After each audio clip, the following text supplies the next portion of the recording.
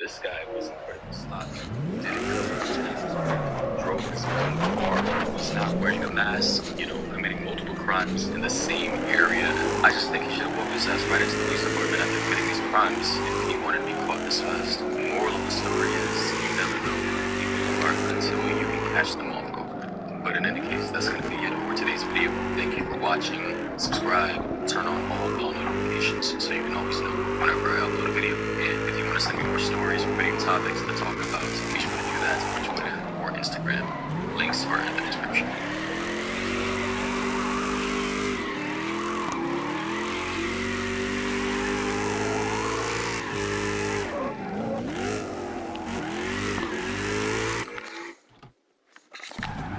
Introducing the Concordia Ascent Touch with Bean to Cup Premium Coffee Brewer. Your guests can indulge in up to 4 different coffee blend options, caffeine and boldness levels, along with coffee blend descriptions, allowing your customers to know exactly what they're brewing. Ascent Touch features either 2, 3, or 4 grinders and bean hoppers. This allows the deadly school shooting in Michigan and Oxford, Michigan. The 15-year-old suspected shooter Ethan Crumley killed 4 of his fellow students. Near Madison Ball, Anna St. Juliana, Justin Schiller. I knew this.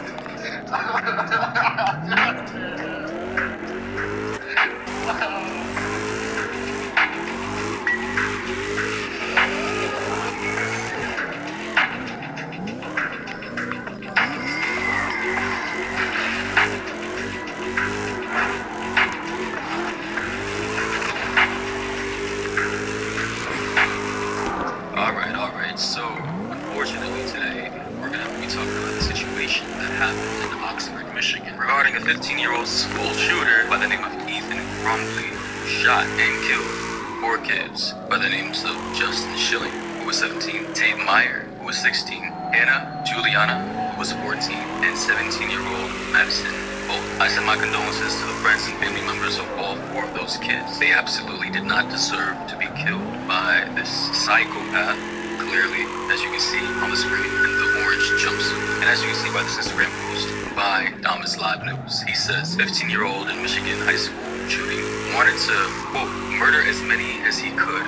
Police said, at this point in time when I first heard about the story, I wasn't really shocked or surprised, but the more I looked into it, the more terrifying it became for me, because I actually just saw video footage of which I'm going to show you guys, sent to me on Instagram by a viewer. So I'm going to show that in like 15 to 30 seconds. But I just want you guys to take a look at the kid who took the lives of these 4 innocent young high schoolers. I mean, just look into his eyes, look at the face, look at the demeanor. The kid looks like he has no kind of remorse at all. They often say that the eye is the window to the soul, and if you look long enough into his eyes, and if you truly look into his soul, you can see that there's nothing there, man. I don't know whether that's due to his upbringing or genetics, or maybe a combination of both. Maybe he came from a bad home, but none of that justifies him doing what he did to his fellow students and classmates. Now, the video which I'm about to show you guys, came from a fellow viewer on Instagram. His name is Ezra Memento. Shout out to him, and he just sent me a video in the DM from the POV of a girl or boy in the classroom filming the kid in the orange jumpsuit outside of a classroom, pretending to be a sheriff, telling the classmates to come to the door, unlock the door, come out of the room because he's a sheriff. And it's just a very eerie and terrifying video in my opinion. So check it out.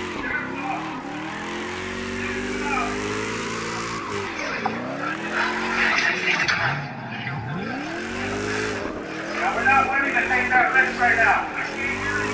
We're not taking that risk right now. Yeah, bro. He said bro. Red flag.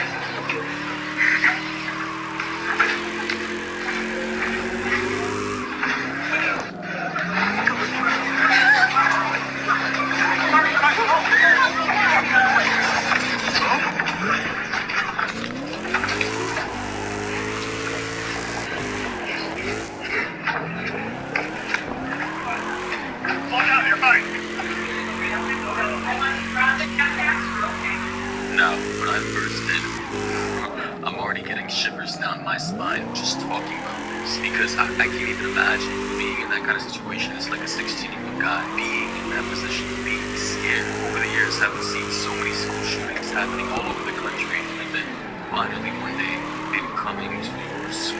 And all the kids are pretty smart because they knew his voice wasn't deep enough. Alright, so sorry to pause the video real quick, but I'm having to make this update for this video because I recently found out that the kid outside the classroom was actually not a kid. He was not a school shooter, but a grown-ass police officer. So although all these media outlets out there initially thought that this was Ethan Crumbley trying to get into a classroom because he sounded like a kid, and he said, bro, trying to act old, it was actually a grown man police officer telling the children to come out. I know, it's very weird, and a lot of people are angry at the dude for not being more professional with his language, and so am I, but I just wanted to clarify that before the video resumes. You can see that he was trying to lower his voice to try to sound more adult-like and manly-like, and he said it's safe to come out. But obviously they were scared, and one of the kids said, we're not willing to take that risk. We're not willing to take that risk right now. I can't hear you. We're not taking that risk right now. But even the way he said, I can't hear you, he sounds like a young teenager, man. Like, you can just hear it in his voice. But what obviously gave it away was the fact that he said, well, come to the door so you could look at my badge, bro. Like, there is no sheriff on this planet that's gonna be saying, bro, come look at my badge. And after he said that, you could see the whole room started to go into like a little panic and frenzy, and they said, yeah, it's time for us to get out of here. He said, bro, red flag.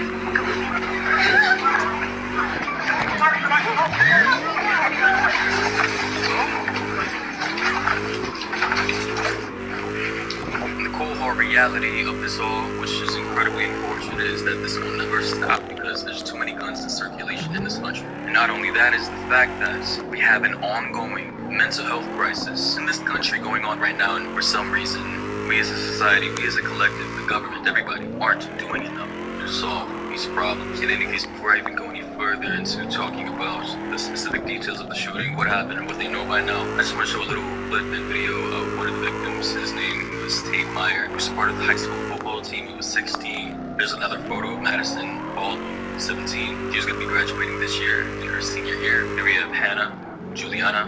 She was 14. I believe she was either a freshman or sophomore. And lastly, Justin Schilling, 17. Now to actually get to the meat of the story, we're going to be reading an article from DailyMail.com, in which they say in their headline, Michigan high school gunman Ethan Crumbley, 15, is arraigned as an adult terrorist, as police reveal he had meeting with his parents and teachers to discuss his behavior 3 hours before he opened fire in the hallways and killed classmates. And the 4 classmates, I already listed them. I already showed their faces so you guys can understand the severity of the situation. They say he murdered 4 classmates and injured 7 others on Tuesday after opening fire in the hallways at 12:50 p.m. At 10 a.m. that morning, his mother and father, Jennifer and James, were called into Oxford High School for a meeting with teachers about Ethan's behavior. They say it's unclear what prompted the meeting, but it's the second time Ethan had been called in 2 days. On Monday, he met with teachers alone. They say there's no record of the teenager being bullied, as other students have claimed, which I find interesting, and I'm actually more inclined to believing his fellow classmates. Like, if they say this kid was getting bullied, he probably was. As we all know, school administrators tend to sweep things under the rug because they don't really want to deal with it. Although, like I said before, none of that justifies what he did. They also say prosecutors revealed at his arraignment that he had detailed in a journal found in his backpack how he wanted to shoot students at the school. And currently, they're going to be charging him as an adult so that he may be convicted and sentenced to life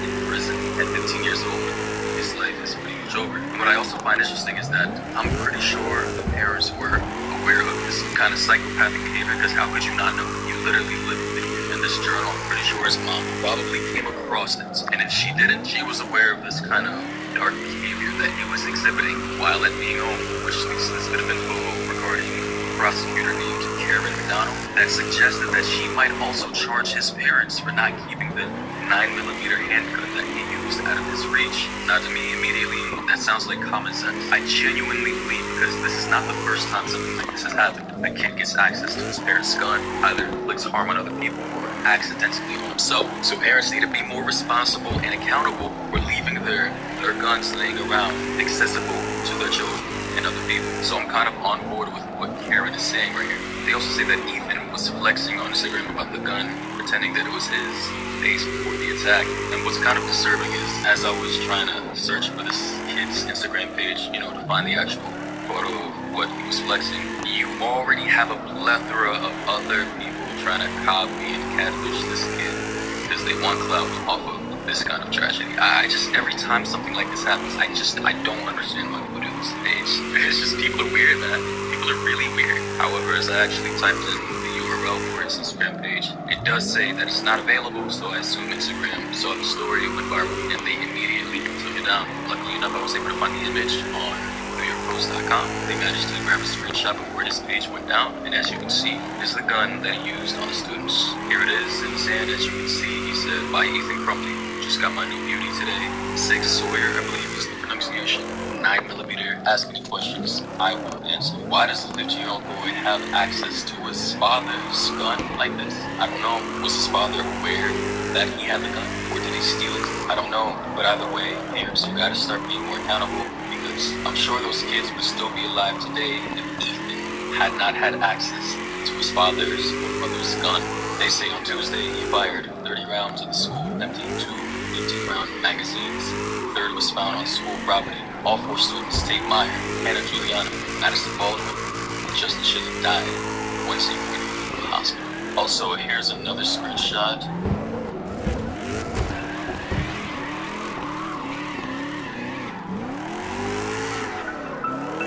From more photos that he apparently posted to his Instagram page. Very creepy, very disturbing. I honestly don't understand the context for a lot of these photos. And by the way, disregard this text because someone screenshotted it and they basically said this sick deserves whatever's coming to, referring to Ethan. But this text is not a part of his Instagram page.